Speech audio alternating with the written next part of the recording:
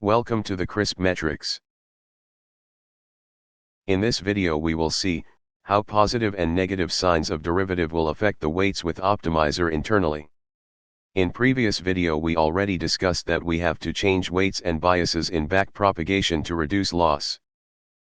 It is curve of gradient descent. Here the derivative means we are finding slope. It will try to reach global minima point. Global minima point is a point where we have minimum loss. It will try to adjust the weights values to reduce that loss. Adjusting the weights values depends on signs of derivative. Let's see how. Suppose we have a point which is showing our loss value and weight value. Now our main goal is to reach global minima. Our derivative will show, we have positive slope or negative slope. Let's see how. So we have a point, try to go in right direction of the curve. If direction of curve flows towards down, it means we have negative slope.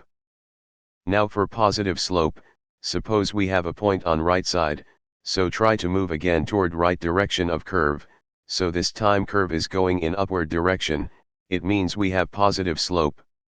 Now our question is how signs of derivatives or slope will help to adjust the weights. If you remember the formula of weight updation, that we already discussed in previous video, so if our derivative is negative and learning rate is already negative, according to the mathematics, we will get plus sign, so answer will be the addition of some value. 0.14 is just random value we taked. After calculation new weight will be greater than previous weight.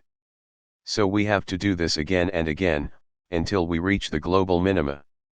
Let's see for the positive slope, according to the weight updation formula, here our learning rate is negative, and derivative is positive, so here we will get minus, it means our old weight will get subtracted by some weights.